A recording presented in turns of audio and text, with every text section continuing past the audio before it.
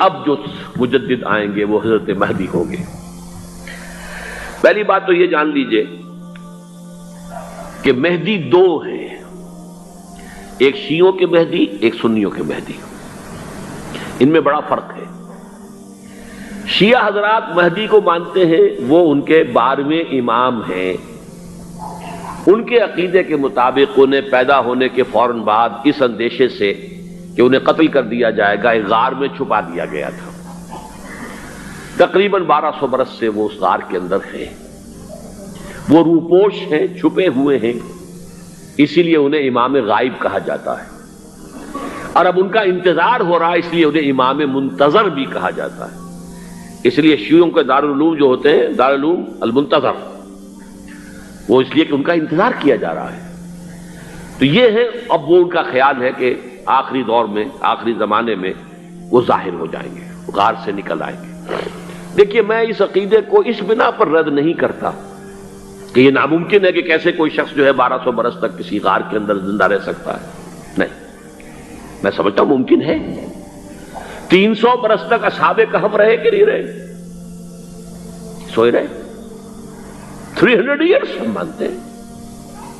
حضرت عیسیٰ اسی حیات عرضی کے ساتھ 2000 سال سے موجود ہیں آسمان پہ کہ نہیں ہے؟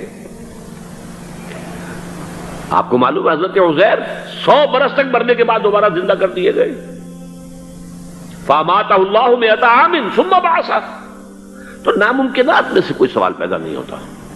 لیکن یہ کہ آیا کوئی امامت معصومہ کا تصور قرآن اور حدیث سے ہمیں ملتا ہے؟ پھر یہ کیا یہ موروثی امامت کہ حضرت علی کی نسل جو حضرت فاطمہ سے چلی ہے اسی میں یہ امامت ہوگی؟ اس کے لیے ہمارے پاس کوئی دلیل نہیں ہے، ہم اس کو تسلیم نہیں کرتے۔ ہم تو سمجھتے ہیں کہ معصومیت ختم ہو گئی محمد الرسول اللہ صلی اللہ علیہ وسلم پر، خاتم المعصومین ہے محمد الرسول اللہ۔ اب ان کے بعد تو اجتہاد ہے اور خلافت ہے، عام معاملات میں اجتہاد ہوگا، نظام خلافت کا ہوگا۔ تو ہمارے نزدیک جو میں جس مہدی کا نام لے رہا ہوں وہ مہدی ہے جو ایک مجدد ہوں گے، جیسے کہ مجددین کے نام میں نے آپ کو گنوائے ہیں، مجدد الفسانی ہو، شاہ ولی اللہ ہو، سید احمد بریلوی ہو، شیخ الہند ہو، ایک ہوں گے انسان جو پیدا ہوں گے انسانوں کی طرح عام طور پر اپنی عمر کو، پختگی کو پہنچیں گے، پھر وہ سامنے آئیں گے منظر پر، پھر وہ کام کریں گے، قیادت کریں گے، عرب میں ان کا ظہور ہوگا۔ دوسری بات یہ نوٹ کر لیجئے حضرت مہدی کے بارے میں، ہمارے ہاں احادیث کے جو مجموعے ہیں ان میں جو ٹاپ کے 2 مجموعے ہیں ان میں کہیں حضرت مہدی کا ذکر نہیں ہے، نہ صحیح بخاری میں نہ صحیح مسلم میں، لیکن ہم اسے نظر انداز نہیں کر سکتے کہ صحائح ستہ کی بقیہ 4 کتابوں کے اندر موجود ہیں، لہذا نظر انداز نہیں کر سکتے، اگنور کرنا ممکن نہیں ہے۔ اب اس میں میں چاہتا ہوں کہ کچھ حدیثیں آپ کو میں سناؤں جن میں حضرت مہدی کا تذکرہ کیا گیا ہے۔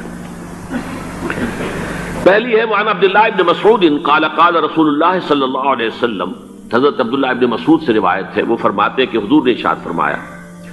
لا تذهب الدنيا حتى يملك العرب رجل من اہل بیتی، یہ دنیا ختم نہیں ہوگی جب تک کہ عرب پر میرے اہل بیت میں سے ایک شخص کی حکومت قائم نہ ہو۔ اور آپ کو معلوم ہے کہ آج تک عرب پر حضور کے اہل بیت کی کوئی حکومت قائم نہیں ہوئی، اور جب قائم ہوئی بھی تھی حضرت علی کو اگر شمار کیا جائے، اس لیے کہ حضور نے وہ جو مشہور واقعہ ہے کہ ایک چادر میں لے لیا تھا حضرت علی کو اور حضرت فاطمہ اور حضرات حسنین کو، اللہم ہؤلاء اہل بیتی، اے اللہ یہ بھی میرے اہل بیت ہیں۔ تو حضرت علی کی بھی حکومت منعقد نہیں ہوئی، پورے عالم اسلام پر ان کی حکومت نہیں تھی، اس لیے کہ شام اور مصر دونوں صوبے جو ہیں انہوں نے ان کی اطاعت قبول نہیں کی تھی۔ اس حوالے سے یہ معاملہ ابھی ہونا ہے۔ لا تذهب الدنيا حتى يملك العرب رجل من اہل بیتی یواطئ اسمہ اسمی، اس کا نام وہی ہوگا جو میرا نام ہے، یعنی محمد صلی اللہ علیہ وسلم، اور ان کا نام بھی، مہدی کا نام بھی محمد ہو، مہدی تو ان کا لقب ہے۔ یہ ترمذی میں بھی ہے، ابو داؤد میں بھی ہے، سنن ابی داؤد، جامع ترمذی، بلکہ ابو داؤد میں ایک اور روایت ہے، قال، حضور نے فرمایا لو لم یبقى من الدنیا الا یوم، اگر دنیا کی زندگی میں سے کچھ بھی نہ بچے سوائے ایک دن کے، لطول اللہ تعالی ذالک الیوم، تو اللہ تعالیٰ اس دن کو لمبا کر دے گا، حتی یبعث فیہ رجلا منی، یہاں تک کہ میرے خاندان میں سے ایک شخص کو اٹھائے گا، من اہل بیتی، میرے اہل بیت میں سے، یواطئ اسمہ اسمی و اسم ابی ہے اسم ابی، جس کا نام میرے نام پر ہوگا، جس کے والد کا نام میرے والد کے نام پر ہوگا، محمد ابن عبداللہ ان کا نام ہوگا، اور وہ یملأ الارض قسطا وعدلا کما ملئت ظلما وجورا، وہ سرزمین عرب کو عدل اور انصاف سے اسی طرح بھر دیں گے جیسے کہ وہ ظلم اور زیادتی سے بھر چکی ہوگی۔ دوسری روایت ہے حضرت ابو سعید خدری رضی اللہ تعالی عنہ سے، حضور نے فرمایا المہدی منی اجل الجبہۃ اقنى الانف یملأ الارض قسطا وعدلا کما ملئت ظلما وجورا یملک 7 سنین، رواہ داود، کہ مہدی مجھ میں سے ہوں گے بڑی روشن پیشانی والے اور بڑی کھڑی ناک والے، وہ زمین کو بھر دیں گے انصاف سے اور عدل سے جیسے کہ وہ ظلم سے بھری ہوئی ہوگی، اور وہ 7 برس تک حکومت کریں گے۔ عرب میں خالص خلافت علی منہاج النبوہ کا نظام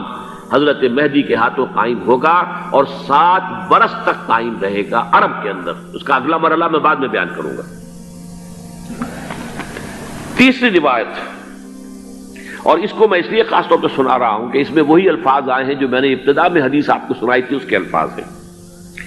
عن ابی سعید قال ذکر رسول اللہ صلی اللہ علیہ وسلم بلان یصیب هذه الامہ حتی لا یجد الرجل ملجا یلجا الیہ من الظلم۔ حضور نے ذکر فرمایا کہ ایک دور ایسا آئے گا انتہائی ابتلا اور آزمائش اور مصائب کا کہ کسی شخص کو کوئی سر چھپانے کی جگہ نہیں ملے گی اس ظلم سے اپنے آپ کو بچانے کے لیے۔ فَيَبْعَثُ اللَّهُ رَجُلًا مِنْ عِتْرَتِي وَأَهْلِ بَيْتِي، تو پھر اللہ میرے خاندان میں سے، میرے اہل بیت میں سے اٹھائے گا ایک شخص کو، فَيَمْلَأُ بِهِ الْأَرْضَ قِسْطًا وَعَدْلًا، اور اس کے ذریعے سے اللہ تعالیٰ زمین کو عدل و قسط سے بھر دے گا۔ یرضى عنہ ساکن السماء، یہ وہی الفاظ آ گئے، اب اس سے پھر راضی ہو جائیں گے آسمانوں میں رہنے والے بھی، وساکن الارض، اور زمین میں رہنے والے بھی۔ لا تدع السماء من قطرها شيئا الا ثبته، آسمان اپنا ایک قطرہ بھی نہیں روکے گا مگر یہ کہ اس کو زمین کے اوپر نثار کر دے گا، بارش کی شکل میں گرا دے گا۔ ولا تدع الارض من نباتها شيئا الا اخرجته، اور زمین اپنی پیداوار میں سے کوئی شے نہیں چھپائے گی، نہیں روکے گی مگر اس کو ظاہر کر دے گی۔